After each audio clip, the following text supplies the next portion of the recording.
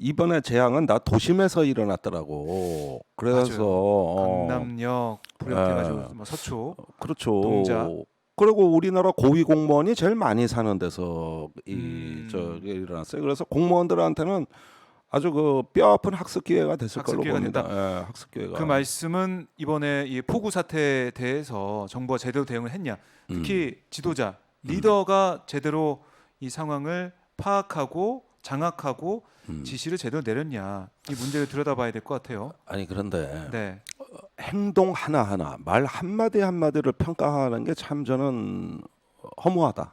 엄마. 의미가 없다고 보는 게 원체 구조적으로 잘못돼 있어서 뭘 더 잘하기도 어렵다. 네. 이게 그래요? 저 대통령이 비에 갇혀버렸다는 순간 모든 시스템은 무용지물된 거예요. 갇혀버렸다. 아니 지난번에 인수위 때 난 아직도 귀에 생생한 게 그 청와대 위기관리센터를 용산 집무실 지하방카로 옮겨도 아무 문제 없다. 네. 우리는 그 어려울 거라고 봤거든요. 시간이 오래 걸릴 거다. 그래가지고 근데 재난안전망, 국가안보망 전부 다 무사히 지금 옮겼다고 주장을 하고 있거든. 확인이 그러면 안 된 거죠. 안 돼. 정확히. 이번엔 검증이 이상하게 안 됐죠. 어떤 언론도 네. 이 폭우 사태 때 용산의 지하 벙커에서는 어떻게 대응을 했냐고 물어보는 언론도 없고 설명도 없어요. 이건 굉장히 잘못된 거예요. 네. 1차적으로 대통령을 보좌해야 되는 데는 용산의 위기관리센터인데 음. 여기서 요원들이 정의치에서 제대로 망이 가동됐는지 네. 또 대통령 보좌를 하기 위해 뭘 했는지 네. 이거를 물어보는 언론도 없다는 건 난 신기해. 왜냐하면 그 벙커가 지금 제대로 가동되는 거가 최대 의문 사항이거든. 그런데 원체 구조적으로 잘못됐다는 건 뭐냐면은 네. 그게 가동이 됐다 하더라도 대통령이 집에서 못 나왔어. 비에 갇혀서. 그것도 아파트 침수되는 걸 전날 보고도 퇴근하면서 갇혀버렸어. 봤다는데. 그러니까 들어갔어요. 이 상황에서 네. 그 저기 인수위 때 귀에 생생한 거는 저 용산 집무실로 이전하는데 아무 문제 없다. 그 다음에 설령 그 집무실이 아니더라도 우리나라 중앙안전재해대책본부가 15분 거리에 있는데 네. 언제든 그 안에 가서 위기 대응할 수 있는데 그게 뭐 문제가 되냐 이랬거든. 15분 안에 갔습니까? 아, 불가능했잖아요. 그렇죠. 다음 날 아침 9시 30분에 가셨잖아. 네. 그러니까 자 봐봐요. 우리가 네. 대통령의 존재에서 보면 이런 폭우에서 대통령이 조금 더 잘했다고 피해가 줄고 조금 더 뭐 못했다고 해서 피해가 커진 건 아니야. 그러나 국가는 왜 존재하는 겁니까? 어떤 그 굉장한 그 불의의 사건으로 인해 가지고 재난재해 또는 국가 핵심 기반이 마비되는 사태에서 어떤 국가의 지도부가 정위치에서 네. 어떤 상황을 장악하고 그렇죠. 리더십을 발휘했느냐 이런 모습 자체로 인정받는 거지. 네. 뭐 그러면 검찰총장 하신 분이 뭐 자기가 뭐 기상청에 근무를 해봤어, 국토부에 근무를 네. 해봤어, 뭐 반지하 주택에 살아보셨어. 아니 모르는 건 알아. 그런데 그런 문제가 아니라 네. 얼마나 상황을 장악했느냐 이거거든요. 제가 이 부분에 대해서는 오늘 업로드되는 김종대의 뻥 뚫리는 TV에 오늘 밤에 업로드 되는데 네. 거기에서 이 문제가 왜 중요한 문제인가를 내가 자세하게 설명을 해. 광고를 이렇게. 그거 보면 된다. 들어보시면은 이제 뻥 뚫린 그 느낌이 네. 이 재해에서 우리가 왜 이 용기를 갖고 지도자를 또 이렇게 그 평가해야 되는가를 제가 이유를 다 말씀드려요. 아유. 근데 국가는 책임성입니다. 네. 책임. 국가는 책임의 영역에 있는 거예요. 그래서 일본의 그 총리의 위기관리센터는 총리 관저 지하에 있어. 백악관의 관저지하에. 지하에는 네. 위기관리 상황실이 있어. 음. 대통령이 진무를 보고 먹고 자는데요. 가장 거기에 가까운 데도. 영국 총리 관저는 다우닝가 10번지야. 네. 거기에는 방이 100개가 넘어. 그리고 지하에 뭐가 있어? 위기관리 센터가 있는 다 거지. 있군요, 지하에. 그러면 OECD 국가 중에 네. 선진국 중에 이렇게 안 하는 나라가 어디 있어? 딱 하나 있어요. 어딘가요? 사우스 코리아. 그 중에서도 윤석열 정부만 네. 비가 오면은 못 올 수도 있는 나라. 이게 무슨 원시 국가의 주먹구구식 그 그러게요. 위기 대응으로 갈 수밖에 없는 거지. 그렇다면 네.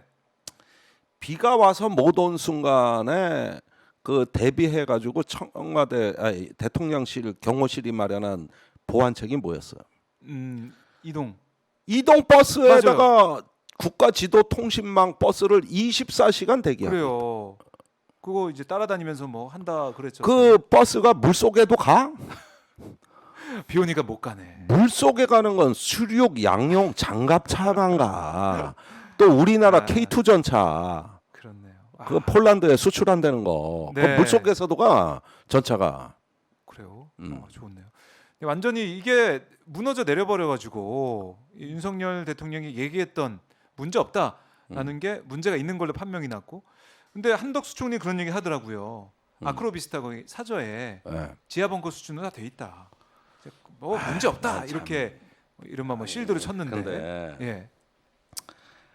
나는 이 정부가 구조적으로 안 되는 거를 이게 우리 현실이라는 걸 솔직히 인정하고 넘어가야 되는데 네. 이걸 부정을 하려다 보니까 엽기적인 거짓말들을 하시는데 엽기적인 거죠. 아파트에 뭔 시설을 설치하면 건축물법 위반이요. 그렇네요. 거기다가 뭐 저기 아크로비스타 뭐 아파트에다가 네. 위기관리 뭐 안테나 세우고 송신기 세우고 뭐 할 겁니까? 결국은 저기 뭐냐 그 인터넷 검색하고 저 지상파 특보 방송 보면 위기할 관리 하신 거요. 뭘 그래? 원래 정보 위기 관리는 그거보다 빨라야 되는데. 그리고 전화라는 게 얼마나 부정확합니까? 그렇죠. 같은 가족 간에도 나는 이렇게 얘기했는데 우리 집사람은 저렇게 알아들었더라고.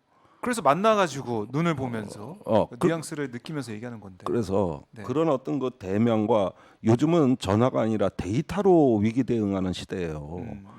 훨씬 빠르고 정확하고 네.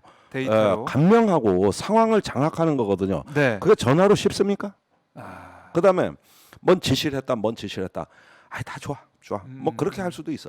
그러나 이건 구조적으로 잘못된 거고 그것이 아닌 걸로 얘기를 하려고 하다 대통령이 있는 곳이 상황실이다.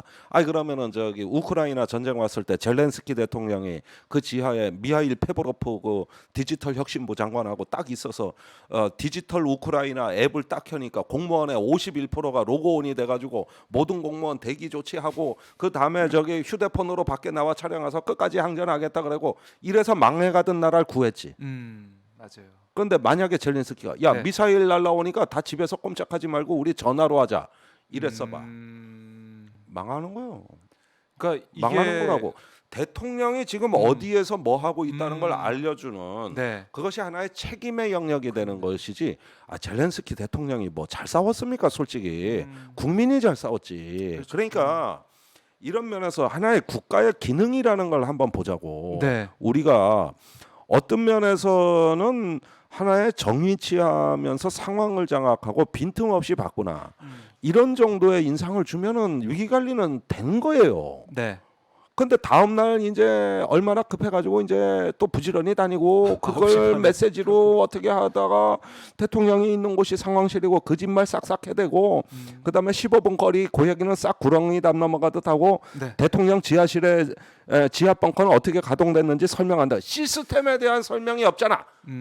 우리가 알고 싶은 건 그거잖아. 그렇죠. 그다음에 나중에 내년에 비가 또 이렇게 왔다고 쳐. 네. 이번에는 한남동 공안으로 옮겼는데 거기는 이동의 자유가 있어. 광화문이 잠길 수 있을 거 아니에요. 이번엔 중앙재해대책본부가 잠길 수도 있죠. 물에 잠겨가지고 음. 그 공무원들 장관들이 거기에서 위기 관리해야 되는데 광화문이 잠기면 어떡할게요? 그래서 이 지하 벙커가 중요한 겁니다. 이게 대통령이 있는 자리가 왜 중요한지 합니까? 네. 올해 강남에 비가 맞지 내년에 강북에 비 오면 그때는 어떡할까요? 그렇죠. 그리고 비만이 왔을 때 북한이 쳐들어오면 어떡할까요? 그러니까 이 모든 거는 네.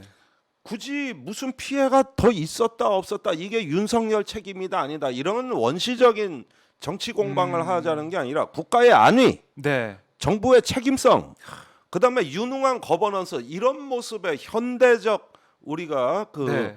재난 위기 관리에 대해서 지금 얘기하는 이런 명강의는 내가 그러니까요. 그러는데 와, 오늘 너무 좋은데요. 내가 대학원에서 강의한 게 위기 관리론이요. 네, 딱 맞습니다. 지금 상황과 네. 위기 관리할 수 있는 뭐가 필요한지 말씀해주고 계신데 이 말씀 중에 만약에 북한군이 쳐들어서 어쩔 뻔했냐 이게 좀 와닿는 게 음. 거기서 못 나오고 거기에 있는 상황에서 더 심각한 위기가 발생했다. 그럴 거에는 그 위기 때문에 큰일 날 뻔했네요. 우리가 그건 유고 사태입니다. 유고 사태가 됩니다. 그런데 우크라이나 전쟁에서 대통령이 끝까지 자기 자리를 지켜서 이 놀라운 항전에 기적이 일어난 겁니다. 이런 면에 소홀하면 안 되는 거예요. 국가는 그런 어떤 대통령의 정의치를 지킬 때 모든 공직자들의 손가락 끝에서 국민을 구하는 생명력이 나오는 거고 이것이 하나의 신경망처럼 연결이 돼가지고 우리가 집단지성을 만들어서 네. 비록 작은 실수는 할 수 있지만 큰 전략적 실수를 범하지 않고 가는 건데 지금 이 외교에서의 참사와 국내 재난 참사가 동시에 닥쳤을 때는 이런 복합적 국면에서 우리의 문제의 본질은 뭡니까? 뭔가 피해가 있다. 특별 재난구역을 선포해서 일었을 수 있다. 우리는 다 일었을 수 있고 시스템 돼 있는 나라예요. 그러나 이 불안감의 정체는 뭐냐 이거야. 그거는 누군가가 제대로 역할을 못할 수도 있겠구나. 여기서 오는 거예요. 네. 여기서 그 불안감이 생기고 걱정이 생기고 네. 오히려 제일 큰 위기는 이 지도자의 위기다. 그러면 자꾸 지금 위신만 세우려 그러고 잘난 체 하고 소통 안 하고 이러는 게 이제 국민을 힘들게 하는 거거든요. 그러니까 국민이 대통령이 무슨 신처럼 모든 문제 다 해결해 주길 바라 그것도 잘못된 거예요 사실은. 네. 그런 게 아니라 각자가 자기 자리에서 제 역할을 다하고 그런 어떤 신경망이 연결돼 가지고 네. 노력이 통합되는 하나의 어떤 지도력, 리더십 네, 네. 이런 나라가 되면서 해야 되는데 맨날 네 편 내 편 가르고 또 전 정권 탓하고 또 이번에 정미경 의원, 얘기하더라고요. 그 오세훈 시장 오세훈 시장 얘기하면서 또 이재명 네. 옛날에 불난리 났는데 네. 먹방했다 어쨌다 그러니까 또 이걸 편가르게 그리고 야당 복은 정쟁하지 말라 그러면서 자기들은 또 편가르게 하고